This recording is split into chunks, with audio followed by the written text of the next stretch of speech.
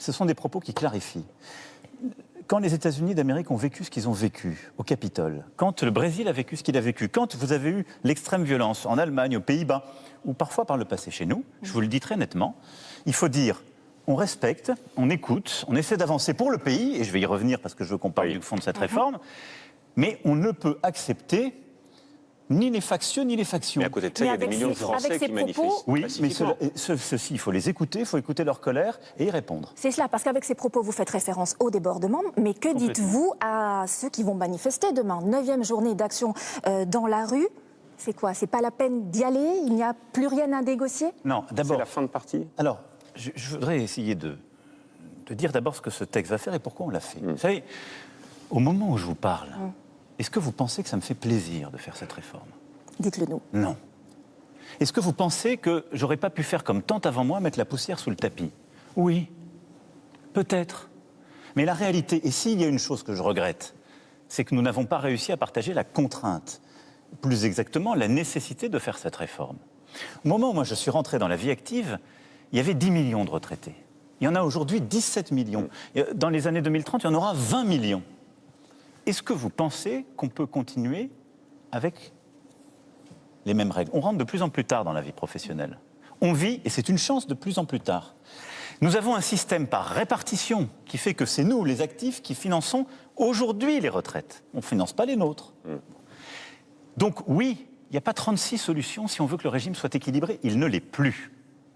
Et plus on va attendre, plus il se dégradera. Donc cette réforme, elle est nécessaire. Et je le dis aux Français, ça ne me fait pas plaisir, j'aurais voulu ne pas la faire, mais c'est pour ça aussi que j'ai pris l'engagement de la faire devant vous, par le sens des responsabilités.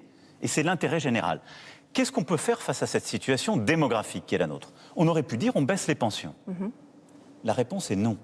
Nos retraités n'ont pas trop de pouvoir d'achat. On ne peut pas baisser leurs pensions. On va même relever celles des plus modestes. La deuxième solution, ça aurait été d'augmenter les cotisations des actifs. Nous avons un problème de pouvoir d'achat en raison de l'inflation, de la difficulté. Ou des entreprises, Monsieur le Président. Non. Et de mettre les entreprises à contribution, Alors, ce qui n'est pas le cas aujourd'hui dans le financement. Non, parce que je vais venir, c'est pas comme ça que marchent les retraites. Les retraites, c'est des cotisations des actifs pour les retraités. La troisième solution, c'est de dire au fond, j'acte que mon système de retraite a un déséquilibre, et c'est le budget de l'État qui va le financer par ailleurs. Et alors comment on fait quand c'est le budget de l'État? Soit on augmente les impôts. Nous sommes l'un des pays occidentaux qui a les impôts les plus hauts. Moi, je crois dans la réindustrialisation du pays, j'espère qu'on y reviendra, on l'a défendu, on est en train de gagner cette bataille, c'est pas pour faire l'inverse. Deuxièmement, on pourrait dire, c'est aux dépens d'autres priorités. On doit investir dans nos services publics, notre école, notre santé. On ne peut pas prendre cet argent pour le mettre sur les retraites. Et alors la formule magique, qui est implicitement le projet de toutes les oppositions et de tous ceux qui s'opposent à cette réforme, c'est le déficit. Mais qu'est-ce que c'est le déficit? Ça veut dire, de fait, que vous choisissez de faire payer vos enfants, parce qu'aujourd'hui, vous refusez de décider avec clarté et courage. Regardez, vos collègues du Parisien avaient fait cette petite infographie. J'ai arrivé de la convoquer. Oui. Enfin, nous sommes le pays d'Europe qui, avec la Suède, qui a un autre système et un autre modèle, mais nous sommes ensemble. Regardez, tous les autres sont entre 65 et 65. On entend vos arguments, Monsieur le Président, mais pourquoi est-ce que vous n'avez pas été compris?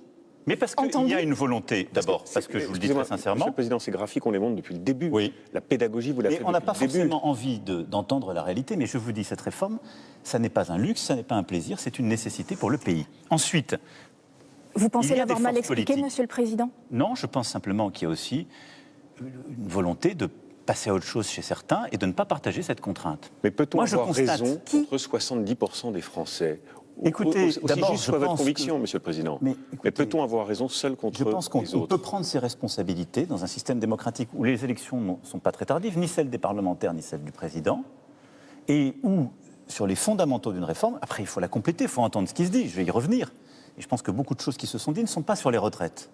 Et y compris les colères qui s'expriment aujourd'hui. Nos pêcheurs, par exemple, s'expriment à Rennes, ce n'est pas les retraites le cœur de leur problème. C'est des réglementations ou des jugements qui leur tombent dessus. Bon, et il faut les entendre et les aider. Beaucoup des colères qui se sont exprimées, ça ne sont pas que les retraites. Et je veux y revenir et pouvoir en parler. On y viendra. Mais notre système aujourd'hui, nous devons le réformer.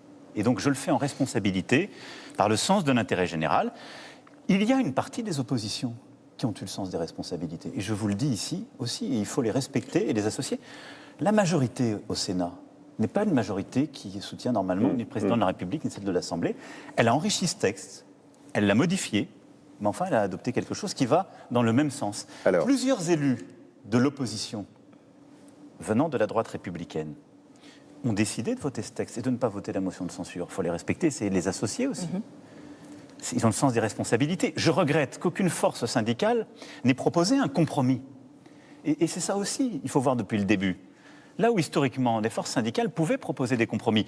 Faites pas 65 ans, 63 ans et demi, augmentez la durée. On nous a dit aucune réforme. Vous n'avez pas totalement... Vous n'avez commis aucune erreur. De ne pas réussir à convaincre. Mais en même temps, je constate qu'il y a aussi une tendance dans nos démocraties à vouloir s'abstraire du principe de réalité. Et ça, c'est aussi sans doute les conséquences d'une situation après le Covid, où pour beaucoup de nos compatriotes, mais aussi des forces politiques, syndicales, je note que le secrétaire général de la CFDT, pour qui j'ai estime et respect, était allé devant son congrès en proposant d'augmenter les durées. Il n'a pas été suivi par son propre... Mais il avait cette volonté de faire travailler davantage.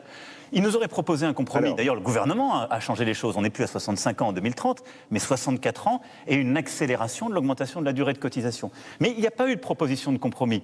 Donc le compromis, il a été fait par le gouvernement, après ces concertations. Il a été fait avec le Parlement. Mais nous devons avancer. Parce que c'est l'intérêt supérieur de la nation. Et je vous le dis en responsabilité. Moi, je ne cherche pas à être réélu. Je ne le peux pas constitutionnellement. Mais entre les sondages et le court terme et l'intérêt général du pays, je choisis l'intérêt général du pays. Et s'il faut derrière endosser l'impopularité aujourd'hui, je l'endosserai. Alors voilà pour la pédagogie et l'explication de texte. Aujourd'hui, ce qui se passe dans la rue, est-ce que vous craignez un embrasement des mobilisations, un pourrissement de la situation? Qu'est-ce que vous répondez aujourd'hui aux Français qui sont inquiets aussi de cette situation et qui la subissent? Bien sûr. Les ordures qui s'amoncellent, les stations essence avec des queues considérables, les blocages? D'abord, je vous le dis, il y a différentes formes de contestation et vous m'avez permis de le clarifier à l'instant. Qu'il y ait des manifestations organisées pour dire on est contre, c'est légitime. Et je salue d'ailleurs l'esprit de responsabilité de l'ensemble des syndicats qui, je l'ai dit, n'ont pas proposé de compromis, mais ont été contre, avec clarté, je le respecte. Mais ça a été fait de manière calme, organisée, le front de main, c'est normal. Bon. À côté de ça, il y a des blocages, il y a des violences. Les violences, il faut les condamner. Je l'ai dit, ni les factieux ni les factions dans la République. Et il y a les blocages, et les blocages, il faut pouvoir les lever quand ils empêchent l'activité normale. Et c'est pourquoi, d'ailleurs, j'ai demandé... C'est pourquoi j'ai demandé au gouvernement d'essayer au maximum de négocier et ensuite de réquisitionner. Ce que nous avons pu faire sur les ordures ménagères, par exemple, dans certaines grandes villes, ou sur les raffineries, à chaque fois qu'il faut le faire. Ça a commencé, et ce sera fait pour qu'il n'y ait pas de blocage. Souvent, ce sont très peu de gens, d'ailleurs. À quand un retour à la normale dans la vie des Français? Un retour à l'ordre, même, disent certains. Est-ce que vous pouvez prendre un engagement? L'ordre républicain, c'est celui que je souhaite. Je prends un engagement pour ce qui dépend de moi. Je suis un peu stoïcien en la matière. Donc, je pense qu'il faut qu'il y ait un chemin qui soit maintenant trouvé et qu'on se remette autour de la table. Mais les Français commencent à se lasser. On l'entend dans nos reportages. Mais ils ont raison. Depuis le début de la semaine. Je le dis, on ne tolérera aucun débordement. On fera en sorte qu'une vie la plus normale possible puisse reprendre face à ceux qui bloquent à quelques-uns l'activité. Et après, c'est aussi à nous, à moi, l'exécutif, d'essayer d'entendre la colère légitime, qui n'est pas la violence, encore une fois, mais qui s'est exprimée au moment de ces contestations. Alors ces contestations, d'abord, je veux ici rappeler qu'à chaque réforme des retraites, nous les avons, et parfois en nombre bien supérieur. Et dans quelle situation serions-nous si en 1993, en 2003, en 2010, pour ne citer que quelques-uns des exemples des réformes précédentes, ou en 2013, mes prédécesseurs s'étaient arrêtés devant ces contestations en disant « je ne fais pas la réforme ». On serait dans une situation encore plus critique. Bon. Donc, c'est pour ça que je vous dis, il faut le faire. Maintenant, dans cette colère et ces voix, qu'est-ce qui s'est exprimé? D'abord, un sentiment d'injustice. Et moi, que j'entends.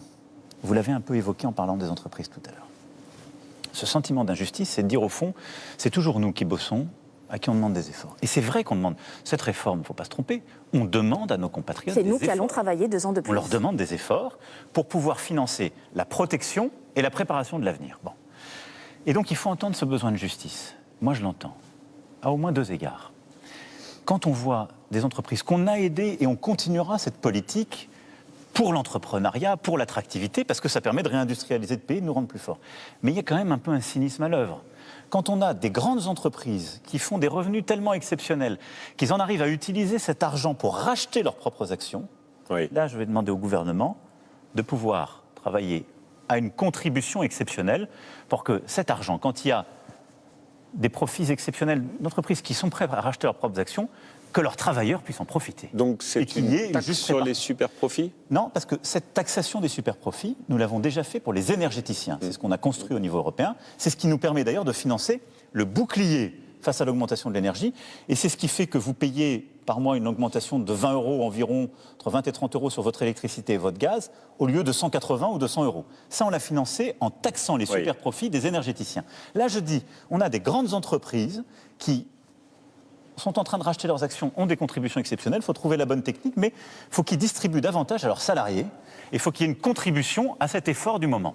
La deuxième chose, c'est qu'aussi beaucoup de travailleurs disent, vous nous demandez des efforts, il y a des gens qui ne travaillent jamais, ils ont quasiment la même vie, eux ils ne vont jamais travailler, ils auront le minimum vieillesse.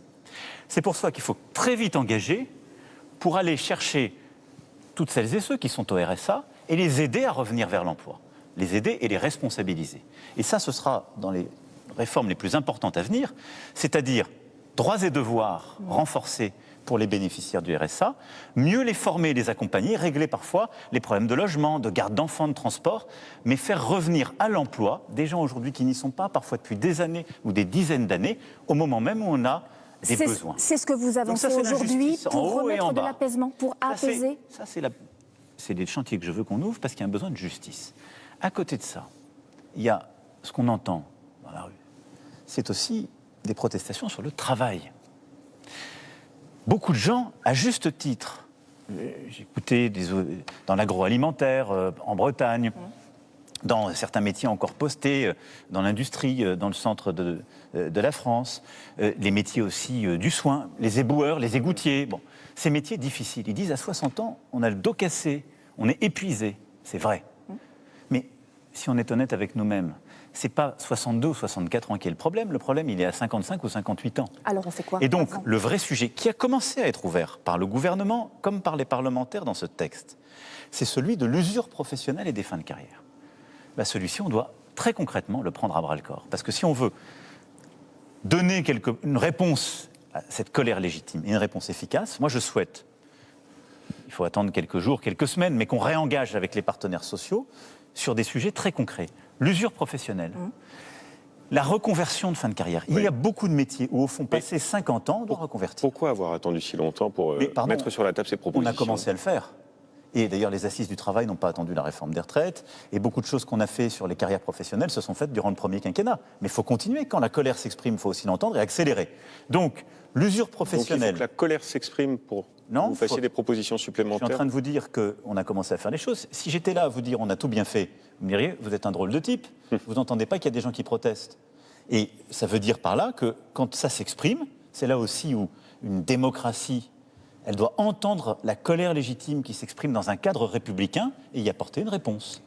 Et donc, je dis juste, ces réponses qu'on a commencé à apporter, elles ne sont pas suffisamment fortes et tangibles, et donc on doit aller beaucoup plus loin. L'usure professionnelle, les fins de carrière, les reconversions. La deuxième chose, c'est la progression de la carrière. Beaucoup de gens qui manifestent disent, il y en a qui ne bossent pas. Ce que je dis, il faut y répondre par la loi travail et le système de droits et devoirs, de formation et d'accompagnement des bénéficiaires du RSA. Mais ils nous disent aussi, au fond, le travail ne paye pas assez. Alors là aussi, je vais vous dire, on a fait beaucoup de choses. On a fait, en 2019, la prime d'activité augmentée de 100 € au niveau du SMIC. Jamais les SMICards n'ont autant eu leur pouvoir d'achat augmenté depuis des décennies. On a augmenté ces 18 derniers mois le SMIC en France de 9,5%, plus que l'inflation. Néanmoins, il faut entendre ce que nous disent nos compatriotes qui manifestent sur ce sujet, qui n'est pas celui des retraites, mais du travail qui doit payer. Premièrement, moi je souhaite qu'on engage avec les partenaires sociaux, dès qu'ils seront prêts à le faire, là ils vont continuer demain de s'opposer, mais je les invite à se réengager très vite avec nous, pour qu'on ait dans toutes les branches qui sont en dessous du minimum légal pour leur salaire minimum. Parce que vous avez des tas de branches qui en fait continuent à payer les gens en dessous du SMIC légal.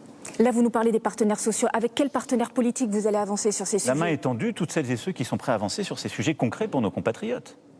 Et donc, je leur dis, allons travailler pour maintenant très vite trouver une réponse dans tous ces métiers qui sont insuffisamment payés, qui sont souvent les métiers de première et deuxième ligne dont on a eu besoin pendant la période Covid, et qui continuent à avoir des salaires minimums dans leur branche qui sont inférieurs au minimum légal. On doit accélérer, enclencher les choses. Deuxième élément, on doit travailler les carrières. Ce n'est pas une loi qui changera les carrières, parce qu'on n'est pas une économie administrée. Mais il faut remettre sur le terrain le dialogue social pour que les carrières permettent de mieux gagner sa vie. Vous savez, on est l'un des pays où le salaire minimum est les plus élevés en Europe. Mais le salaire médian, c'est-à-dire le salaire en dessous duquel il y a la moitié des gens, au-dessus duquel il y a l'autre moitié des travailleurs, c'est l'un des plus proches du salaire minimum en Europe. Ce qui fait que les carrières sont écrasées dans notre pays. Et c'est un peu désespérant pour beaucoup de nos compatriotes. Alors, on a trouvé des réponses. On a enlevé, comme vous le savez, des cotisations sociales, les impôts sur les heures supplémentaires. On essaie de... Mais il faut qu'on travaille les carrières dans notre pays pour permettre de se dire, 45, 50, 55 ans, là, je vais voir un progrès. Soit je pourrais changer de secteur et avoir un métier qui ne me casse plus le dos et prendre en compte nos mesures, soit au moins je serai mieux payé, j'aurai des tâches qui reconnaissent mieux les choses. Ça, c'est du dialogue social et c'est indispensable. Est-ce que pour mener ces réformes, Monsieur le Président, c'est Elisabeth Borne qui est la bonne attendez, je vais Première revenir sur le ministre? champ politique, je voudrais finir sur le fond, sur le travail. C'est un sujet essentiel. On a commencé les assises du travail, mais il faut le rendre plus concret. Donc moi, je veux réengager avec les partenaires sociaux très vite sur tous ces sujets. À quelle échéance? Là, il faut le préparer dans les prochaines semaines. Donnons-nous les 3 semaines, un mois pour définir ces objets et la méthode et engager. Mais il ne faut pas des grandes discussions et des grandes messes. Discussions concrètes où on est tous autour de la table. Vous avez commencé à appeler les syndicats? Ils vont manifester. Demain, je respecte cette manifestation, je les engage. Mais derrière ça, il y a le sens du travail. Moi, je suis frappé, et c'est pour ça que je le dis avec... Il faut beaucoup de bienveillance et d'attention et de patience. On a eu des manifestants qui ont dit, nous, c'est pas la retraite le problème, on ne veut plus travailler du tout.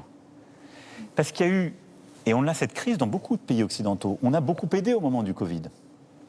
Et donc, tout s'est un peu déréglé, les référentiels. C'est aussi pour ça que c'est plus dur de convaincre qu'il faut de la responsabilité, parce que pendant plusieurs mois, on a payé pour pas travailler, pour protéger le pays, et on a trouvé d'autres équilibres. Et donc le rapport au travail est plus le même. Il faut le rebâtir et redonner aussi du sens au travail. On vous entend sur les intentions, mais avec... Donc voilà, ce n'est pas des intentions, ce sont des engagements. Avec quelle la justice, majorité, le travail. avec quel gouvernement, avec quelle Première ministre? Est-ce que Elisabeth Borne a toujours votre confiance? Oui, j'ai nommé Elisabeth Borne. Elle doit ensuite avoir la confiance du Parlement. C'est là aussi nos institutions. Elle a décidé, après avoir examiné avec l'ensemble des forces politiques de la majorité et ses ministres, pour cette réforme, le fait que pour qu'elle passe et ne laisser aucune incertitude, elle a souhaité engager la responsabilité de son gouvernement. C'est ça ce qu'on appelle le 49.3, le fameux article. C'est la 100e fois qu'on le fait dans notre République. C'est un geste très solennel. Elle a pris ses responsabilités avec son gouvernement et elle a dit au Parlement, si vous avez une majorité alternative, qu'elle s'exprime. Lundi, il a été montré qu'il n'y avait pas de majorité alternative. À 9 voix près. Oui, mais vous savez, nous sommes en République à 1 voix près. Mais peut-on gouverner pendant 4 ans avec un gouvernement... Je le crois, avec beaucoup de volonté. Et donc 9 voix près. Mais parce que d'abord, ça montre une chose, même à un moment d'incandescence politique, il n'y a pas de majorité alternative. Ensuite... Et donc Elisabeth Borne, pardon, je reviens sur la Première ministre, oui. Elle a votre confiance, est-ce qu'elle l'a durablement, pour plusieurs semaines, pour plusieurs mois? Alors, elle a ma confiance pour conduire cette... équipe gouvernementale, et ce que je lui ai demandé, sur la base de ce que je viens de vous dire, et aussi du cap des priorités, on y reviendra je pense dans le cours de notre discussion, de bâtir un programme législatif et un programme de gouvernement, en lien avec le président de l'Assemblée et la présidente de l'Assemblée nationale et le président du Sénat, que j'ai vu hier, pour avoir à la fois moins de textes de loi, des textes plus courts, plus clairs, pour aussi changer les choses pour nos compatriotes de manière plus tangible, tout ne passe pas par la loi. Et donc, dans ce contexte, il faut agir au service de nos priorités, de nos compatriotes, le faire de manière très concrète avec les élus sur le terrain, avec les services de l'État, et tout ne passe pas par la loi, et on passe trop par la loi dans notre République, et ensuite de bâtir un programme de gouvernement pour que les choses soient plus claires et ambitieuses et apaisantes. Et dans ce contexte-là, le mandat que je lui ai donné, c'est de continuer à élargir cette majorité autant qu'elle le pourra, avec les femmes et les hommes de bonne volonté qui, de droite et de gauche, ou du côté de l'écologie, sont prêts sur les priorités que j'ai fixées, que je vais vous rappeler, et le programme de gouvernement que la Première ministre va travailler, à avancer avec elle. Peut-être au texte par texte, je ne suis pas en train de dire qu'on peut bâtir aujourd'hui des accords de gouvernement et de coalition.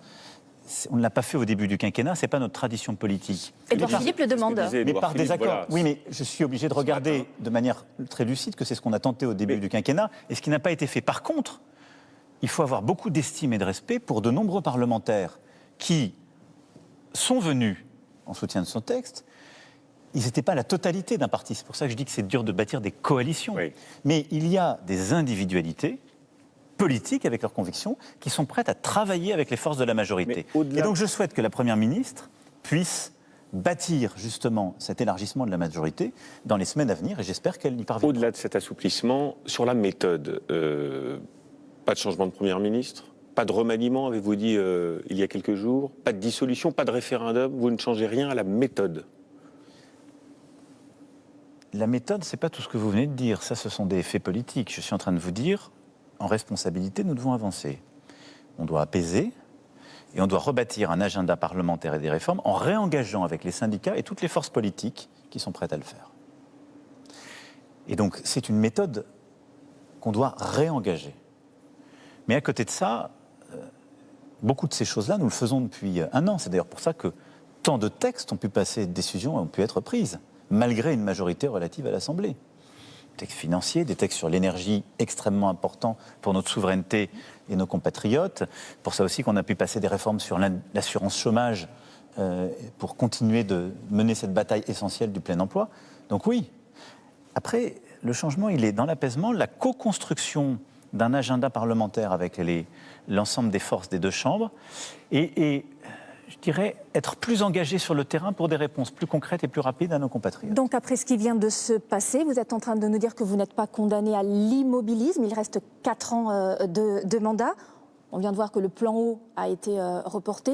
On entend dire que la loi immigration non, sera mais si vous me demandez comment je compte faire les prochains mois, je vais vous le dire. Est-ce que la loi immigration arrivera au Sénat la semaine prochaine comme prévu? Alors c'est justement, ça c'est l'objet de ce qu'on a décidé hier avec le président du Sénat et la présidente de l'Assemblée. Nous allons réagencer les choses aussi et découper des textes plus courts. Donc il y aura bien une loi immigration, il y aura sans doute plusieurs textes immigration et ils arriveront dans les prochaines semaines. Maintenant, nous n'avons pas le droit pour notre pays à l'arrêt ou à l'immobilisme. Nous n'avons pas le droit.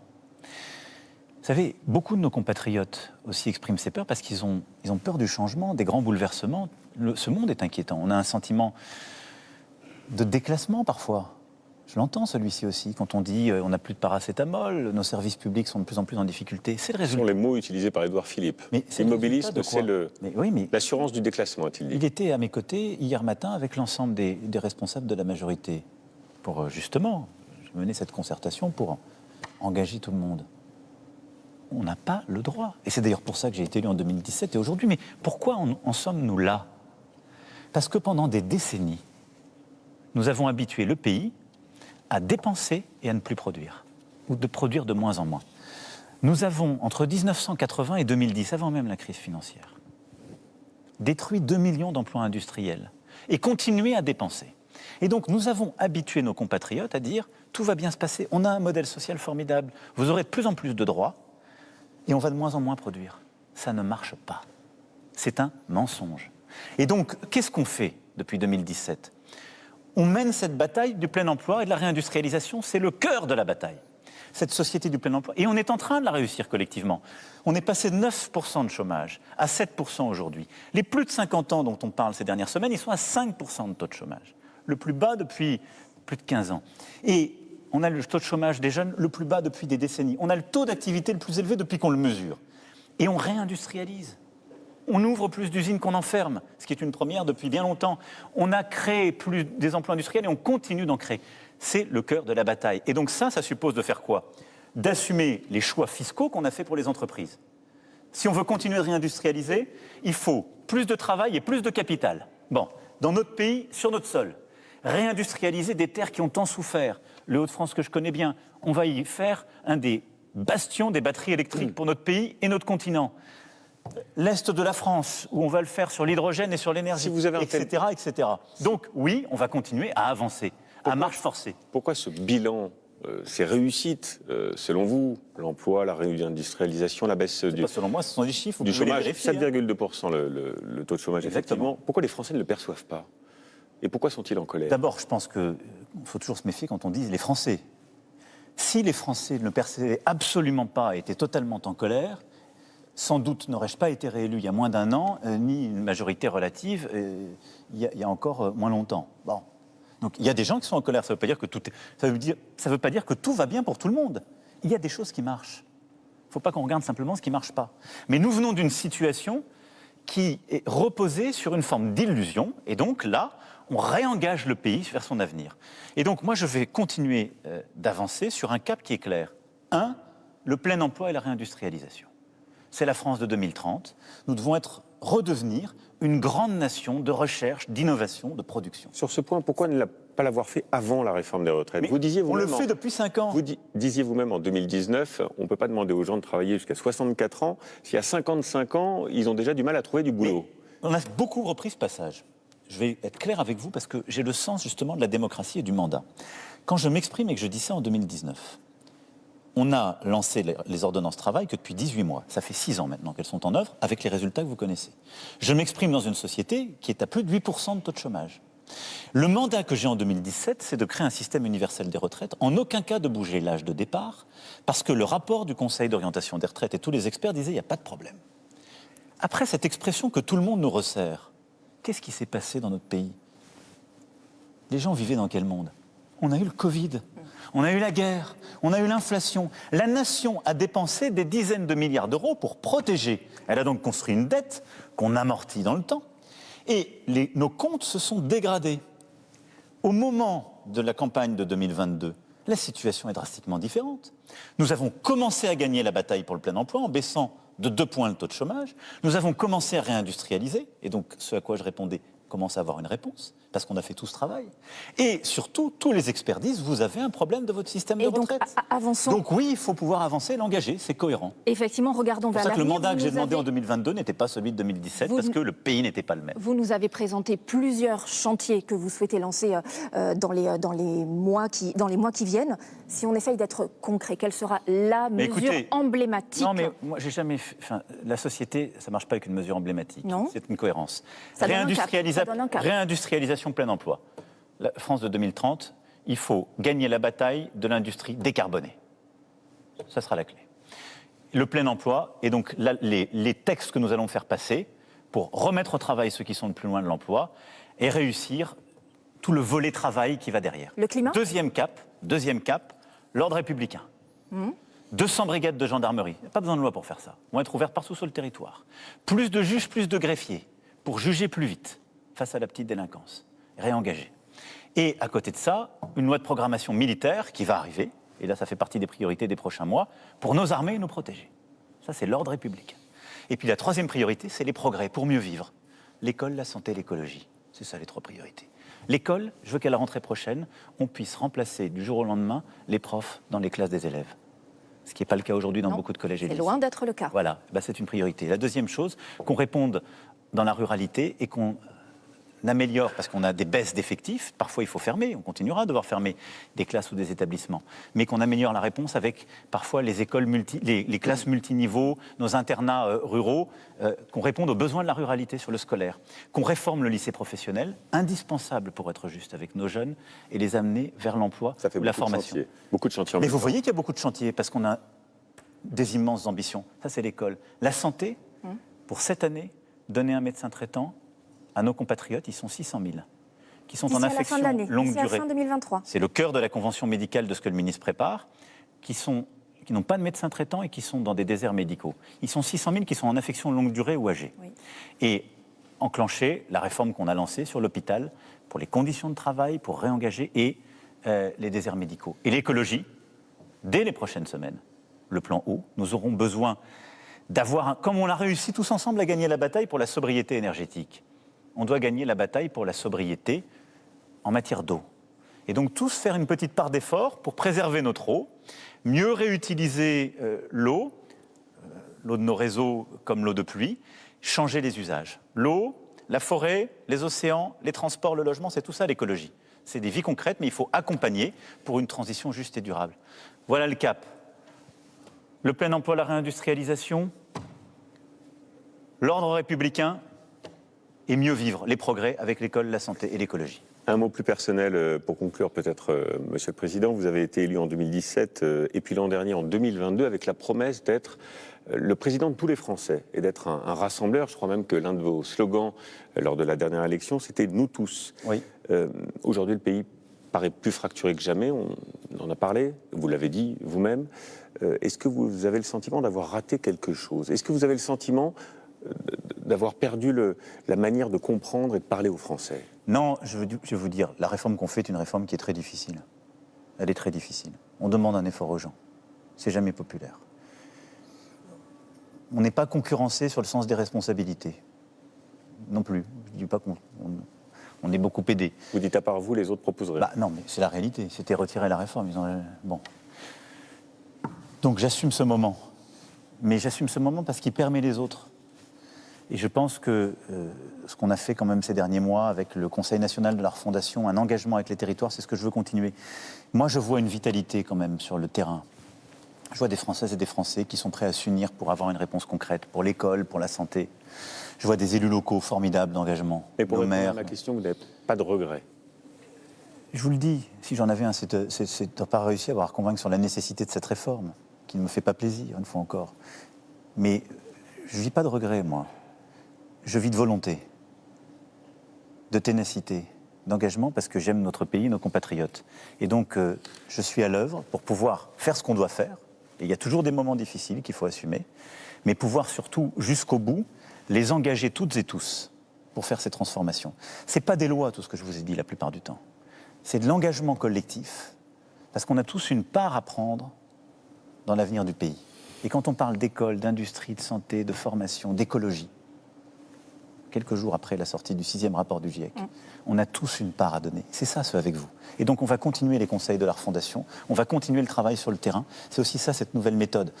Là, c'est un texte difficile, il arrive là, il faut le faire, mais ça n'emporte pas tout. Merci, Monsieur le Président. Je suis sûr qu'on saura s'unir, se réunir Sophie. pour l'avenir du pays. J'en suis convaincu. Merci, Monsieur le Président. Merci à vous. Marie Chantrel, je reviens vers vous. On a écouté les propos du président. Qu'est-ce qu'on peut en retenir d'essentiel? Un chef de l'État, Jacques, inflexible. Il faut que la réforme des retraites entre en vigueur d'ici la fin de l'année. Et il le martèle à plusieurs reprises. Cette réforme est nécessaire. Il n'y a pas 36 solutions. Mais cet aveu, j'aurais voulu ne pas la faire, elle ne me fait pas plaisir, cette réforme. Une autocritique aussi, un aveu, ne pas avoir réussi à convaincre les Français. Je ne cherche pas à être réélu, dit-il. Il ne le peut pas d'ailleurs. Entre sondage et impopularité, je choisis l'intérêt général. Le président qui tend la main aussi aux syndicats et il veut réengager un dialogue social avec les partenaires sociaux sur les conditions de travail, dit-il. Est-ce que ce sera possible ?